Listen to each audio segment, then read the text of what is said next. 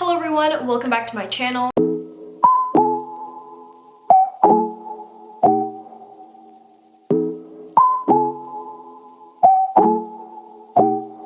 So if you clicked on this video, then you, like me, are anticipating the arrival of spring and are transitioning your TBR into this new season, which is always kind of very exciting since I'm very much a mood reader, and a lot of my reading taste is based on the mood and the seasons, and I think especially now it's super gloomy today and it's got like that spring shower kind of smell.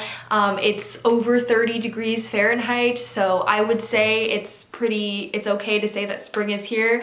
But today I have a few books that are my spring TBR in just these next few months that I plan on reading before I graduate to college. But yeah, I'm just gonna share this with you today, so let's get started. Okay, so the first book I have here is my current read, and it is Weather Girl by Rachel Lynn Solomon. I really enjoyed The X Talk, which I read last spring, so when I heard that this was coming out, and I felt like this is honestly the epitome of spring, like spring showers, rain, romance, sitting in like let's get some mood lighting, just like sitting in the rain, you can hear the rain on the window, and you're reading a really good book, and you're sneezing into your tissues because of your allergies.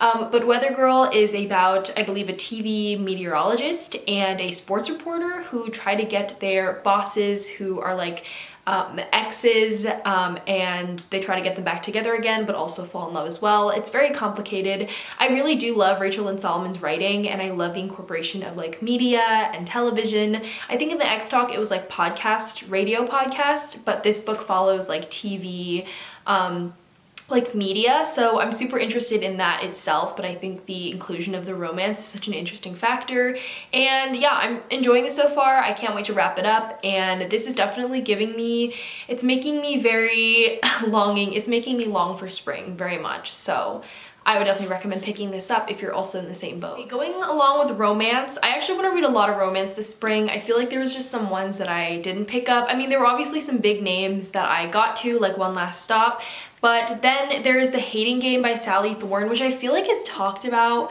so much on booktube or just so much in the book community, and I feel like people either love it or hate it. I've heard mixed things, honestly, but more on the love side, and I have not read this one. I know it feels like I've read it because it just feels like I've heard so much about it, but I actually was really interested in the movie. I think the movie is what prompted me to kind of get started into this, and I really want to watch the movie, but I feel like it wouldn't do it justice if I watched the movie and then read the book.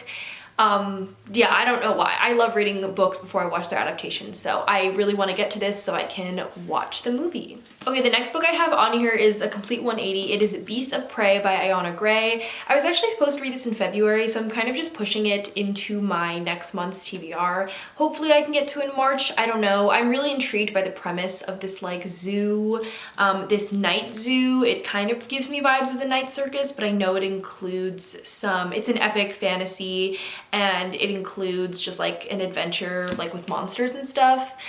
Super curious. I think this would be such a great read to read like in a stormy, rainy day, and you're just like flipping through a fantasy book. Like that's such a dream, and I honestly crave that feeling again from last spring when I was reading one of the Bone Season books, and I just crave epic fantasies, I think, a lot more when I am inside all the time, and just like it's very atmospheric, I would say. So I'm excited to get to this. I've heard a lot of great things about this so far. I've got a ton of AAPI recs here, so many books. I am so hyped for May, which is API Heritage Month, and I always love reading. I mean, year round I love reading from like Asian authors, but I think specifically May is when I just get to share it, and like my profuse love of it comes out. So here are some recs, although I will be doing dedicated videos and dedicated Instagram posts. But the first book I want to read is Never Let Me Go by Kazuo Ishiguro, because I read Clara and the Sun last spring, and I feel like it feels just very, you know, full circle of me to annually read a new Kazuo Ishiguro book,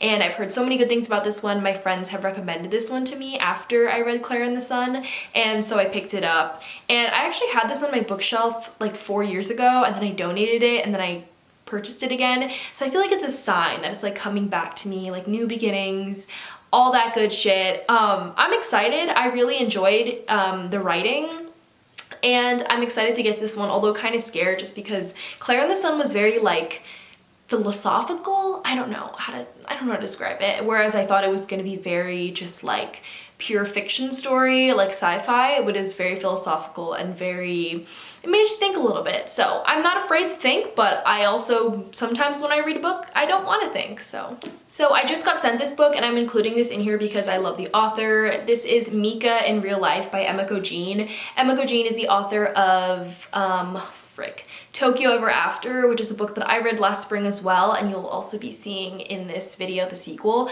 But I really loved that book so much, and I love Emiko Jean's writing, and I'm so happy for her that she's like, you know, smashing all these books out. But I just got sent this one, and this is a whip smart, laugh out loud funny, and utterly heartwarming novel about motherhood, daughterhood, and love, how we find it, keep it, and how it always returns. So I just received this, so I haven't been able to like look at it or even just like flip through the pages or like the synopsis. So I don't know what this one's about, but I trust anything is gonna be great. I love the cover of this. It's just so cute, and I'm saving this for May as well. Another book that I didn't get to last spring was The Ones We're Meant to Find by Joan.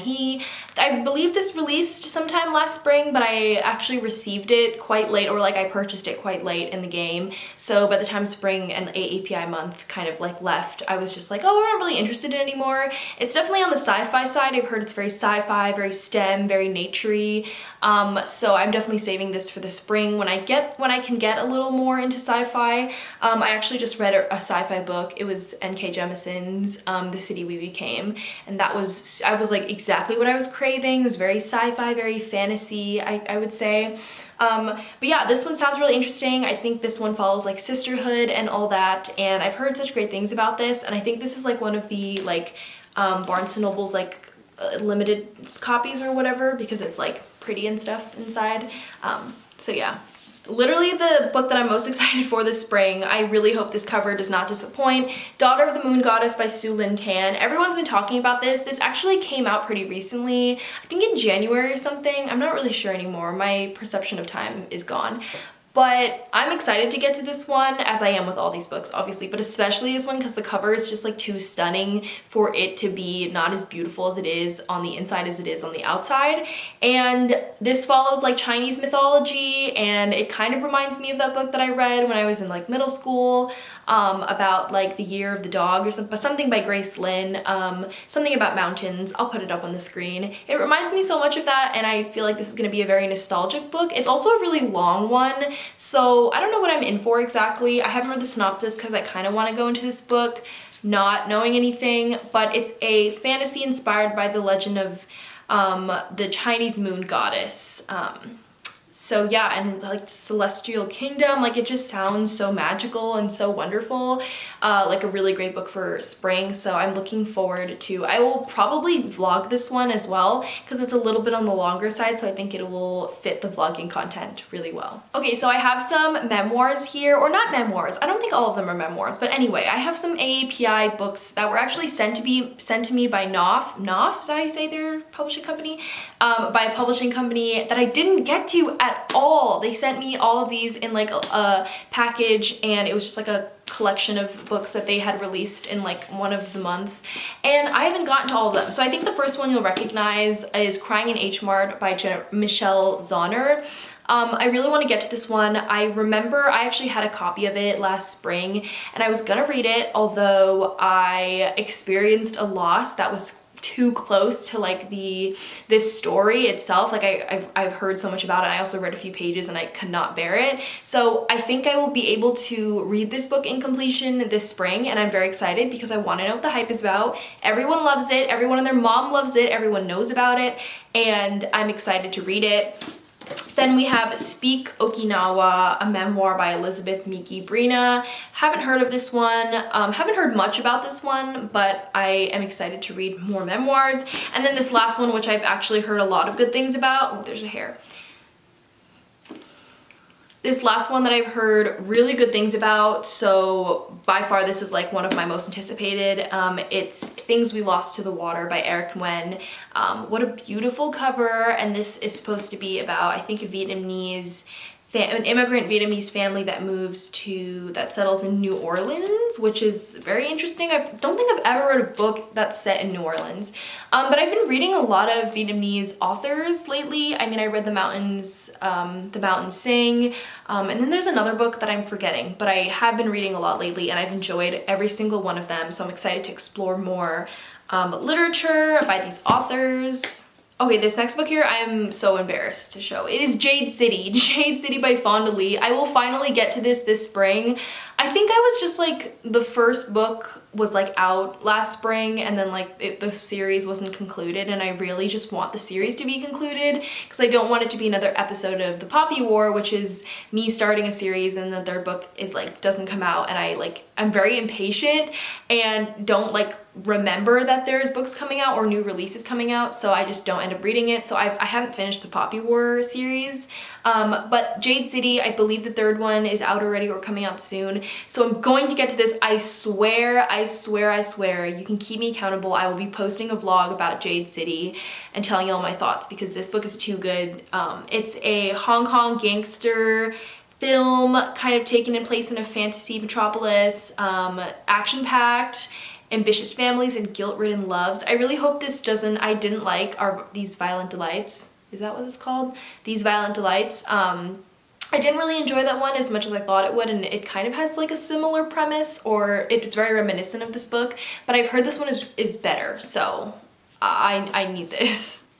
This is a little bit on the summery side, but I had to mention this book because my friend Robby from Bookstagram, and he has a YouTube channel on here as well, but he's not posting as much as he used to, but he just released, well, he didn't just release, he sent me an arc of his upcoming book.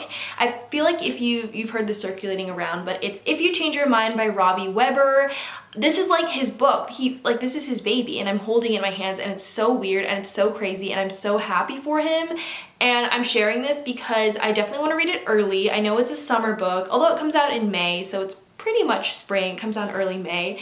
But I'm super excited for this. He even signed it for me, personalized it. And again, I am very happy to support my friends in their writing journeys because I definitely know that one day, like, I want to put something out in the world like that. So to see this just makes me super emotional. And you know what? I'm like craving a beach read. I am so excited for this summer, guys. Like, I'm just excited for beach days, even though I live in Minnesota, like lake days, and like just the smell of sunscreen and just doing a lot of these summery adventures. Like the sun doesn't set till like 9 p.m. So this book is making me very, very nostalgic. The next book I have here is so special. I got a limited edition arc of Wild as the Witch by Rachel Griffin. So this is not the finished cover. I will insert a picture of the finished cover. It is absolutely gorgeous. This is her upcoming book. She released her debut, I think in 2021, I don't remember, called The Nature of Witches. And if you guys have heard me talk about it, the book is like one of my favorite books of all time. It is like seasonal witches with really unique magic and talks about climate change as well. And I know this one is inspired just by her life and like her love for the Pacific Northwest, which I will be going to the Pacific Northwest this summer. I'm gonna be visiting the West Coast for the first time in my entire life. So I'm excited to read this book because I feel like it'll really like bring me into the vibe of it and be a really nice introduction. They were super nice to send me a limited edition arc. This one has a quote on it. It says, "What would he say if I were to tell him I cursed him? If I were to look him directly in the eye and tell him I'm a witch?" And it's personalized to me as well with my name on it and a little signature, but I'm really excited about this one. It's an enemies to lovers contemporary fantasy standalone, so I believe The Nature of Witches is also a standalone, and this is another standalone. It has nothing to do with The Nature of Witches though. You don't have to read that book in order to read this one. That comes out in August, so I will be talking more about this definitely in the months to come and be reading it in the spring. And the last book I have here is the sequel to Tokyo Ever After, which I read last spring. I did a whole reading vlog for it, and I'll link it in the little thing, because that book blew me away. Like, it's about a girl who finds out that she's the crown princess of Japan in her last year of high school, and she is whisked away to like live this dream of like royalty, but at the same time she has to deal with a lot of cultural differences coming from America, and going to Japan and living this life of like royalty where culture is and tradition is very, very stingent. So this is the sequel. It is Tokyo Dreaming, and I'm excited for this one, although I really did feel like the first book, Tokyo Ever After, ended in such a good place that I don't think I needed a sequel, but at the same time I would really love to revisit this world and these characters, because our main character is very down to earth, just like kind of like me. She's kind of an overthinker, but she's also just very sympathetic, and she just loves learning about things and loves, you know, like standing up for what's right. So I am in love with the character, I'm in love with the storyline, and I'm excited to see how it, you know, follows up in the sequel, and hopefully it'll be in a good way, because that book ended really well. So let's see, do I have anything else? I don't think I have anything else. That's pretty much all I want to read in the spring. I have been reading some books already for the month of March, so I will be doing a wrap up and sort of like, you know, what I'm currently reading now. Haven't been reading much. I'm on my last semester of college, so it's like crunch time, and I like don't have time to like create content and read, but I am excited for all of these books. And yeah, let me know what you're reading for spring. What kind of signals the season for you? Like, what books or what genres do you like to reach for? Let me know down below, and thanks for watching. I will see you guys on my next one. Bye.